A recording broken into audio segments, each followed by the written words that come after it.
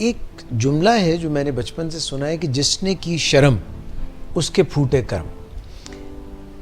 दूसरी बात हम वालिदा से और बड़ों से सुनते रहे कि शर्म करो शर्म करो, ये बात अक्सर होगी शर्म करो। अब एक कन्फ्यूजन सा है कि ये जिसने की शर्म उसके कर्म क्यों फूट जाते हैं, और फिर कहा जाता है कि शर्म भी करो, क्या करें? अच्छा, ये बड़ा ही दिलचस्प टॉपिक आपने चुना है जो शेम से मुतल्लक है। इसमें कुछ और कीवर्ड्स भी आएंगे, जैसे शर्म करो उर्दू में, फिर हया का एक लफ्ज़, हाँ, शर्मिंदगी एक लफ्ज़ है, नदामत एक लफ्ज़ है, ओके, एहसास गुनाह या जिसे अंग्रेज़ी में गिल्ट कहते हैं। तो ये इन सब लफ्ज़ों के दरमियान हम बात करेंगे। इंसानों के अंदर जो शेम है ये इंसानों की घुट्टी में है, और इसका हल्का फुल्का तस्वर जिसे हम शाइनेस कहते हैं या हया का तस्वर है, जो कि हेल्दी है और हमारे अंदर इम्प्रूवमेंट लाता है या बेहतरी लाता है।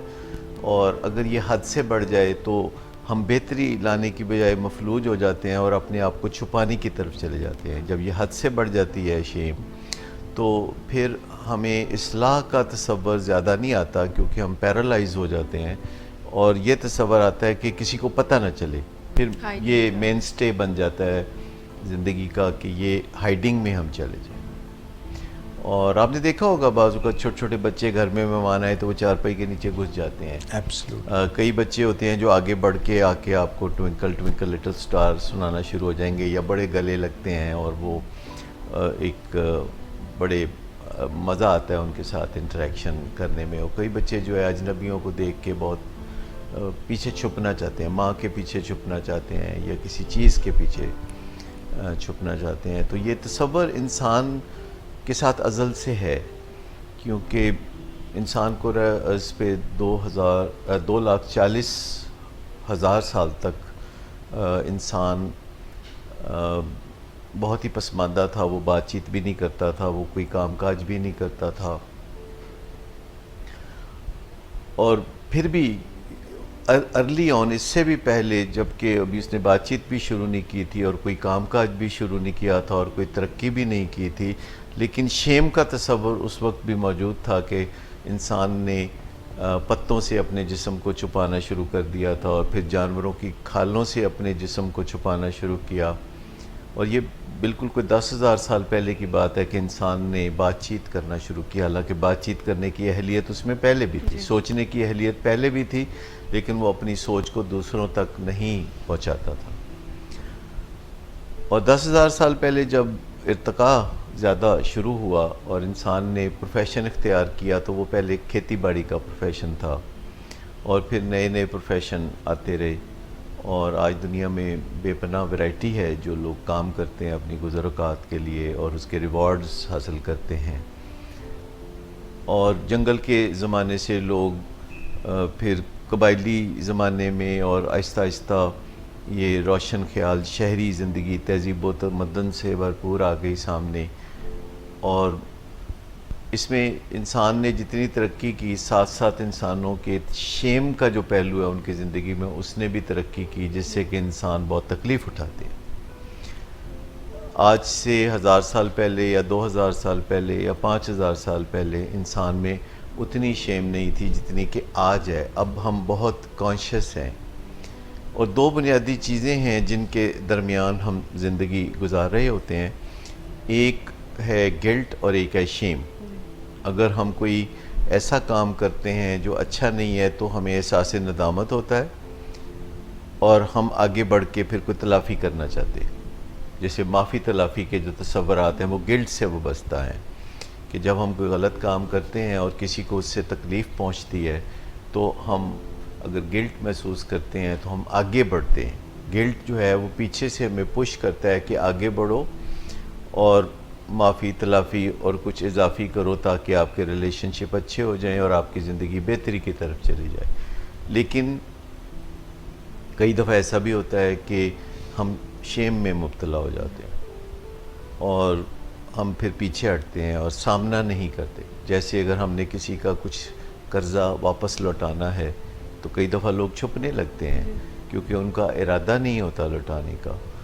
और इसी तरह जो लोग डिफ़ॉल्टर होते हैं, जो घरों में डिफ़ॉल्टर होते हैं, जैसे कि एक फैमिली में लोग रहते हुए खुफिया तौर पर जैसे कोई नशा करने लगा है और उसके घर वालों को पता ही नहीं, और वो कई साल एक नशे की ज़िंदगी, पटरी से उतरी हुई ज़िंदगी गुजारता है नौजवान, और वो यूनिवर्सिटी जाता है लेकिन क्लास अटेंड नहीं करता और इधर उधर अपना वक्त ज़ाया करता है, और वालिदैन को किसी न किसी तरीके से वो मुतमईन रखता है। उसके हालात ख़राब हो रहे हैं, वो रातों को देर से आना शुरू कर देता है, उसके ग्रेड्स बुरी तरह गिर रहे होते हैं, उसको वार्निंग्स मिल रही होती हैं, लेकिन वो किसी न किसी तरीके से ये बात छुपा के रखता है अपने फैमिली मेम्बर से। और फिर एक दिन आता है कि उसके अहल खाना को पता चल जाता है कि वो नशे के मर्ज़ में मुब्तला है। ये एक तरफ बम फटता है, अहल खाना गम व गुस्से से निडाल हो जाते हैं, वो उसे कभी धमकियां देते हैं, कभी लालच देते हैं, वो चाहते हैं कि क्विक फिक्स हो जाए, फटाफट ये मामला फिक्स हो जाए, ठीक ठाक हो जाए।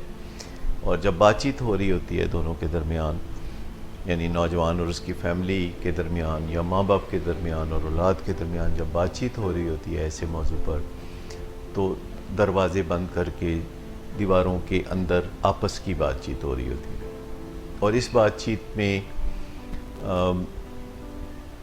ये तो तय होता है दोनों पार्टियों की तरफ से कि ये बात बाहर नहीं जानी चाहिए, और ये बात अंदर ही अंदर रहते हुए किसी न किसी तरह ठीक हो जाए। अब ये जो पहलू है कि ये बात बाहर नहीं जानी चाहिए किसी फोरम पे, ये दोनों पार्टियों में से जो डिफ़ॉल्टर पार्टी है उसको बहुत सूट करती है, और जो एहतसाब करने वाली पार्टी है यानी माँ बाप हैं जिन्होंने बच्चे को राह रास्त पे लाना है, उनको सूट नहीं करती कतई तौर पर, लेकिन वो भी इस पे मुत्तफिक होते हैं। तो दोनों का जो कंसेंसस होता है वो इस एक चीज़ पर होता है कि ये इशू ऐसा है कि जो हमारे दरमियान ही रहना चाहिए। एक नॉन वर्बल अनरिटन कॉन्ट्रैक्ट होता है कि ये इशू बाहर नहीं जाना चाहिए। और जो डिफ़ॉल्टर होता है, जो नशा कर रहा है और तालीम हासिल नहीं कर रहा और गलत काम कर रहा है, वो झूठ बोल रहा है, वो जराइम कर रहा है, तो उसको भरपूर तसल्ली होती है कि बात बाहर नहीं जाएगी। नंबर 1 ये उसकी बहुत बड़ी तसल्ली होती है। और दूसरी तसल्ली ये होती है कि उसको इसका कोई नुकसान नहीं होगा, उसको ज़िंदगी की जो सहूलतें हैं वो उसी तरह एंजॉय करने को मिलेंगी, बल्कि वो अगर ये गलत काम करते हुए किसी मुसीबत में फंसेगा तो उसे जल्द से जल्द उस मुसीबत से निजात दिलाई जाएगी, उसका भरम रखा जाएगा और उसको पेनलाइज नहीं किया जाएगा।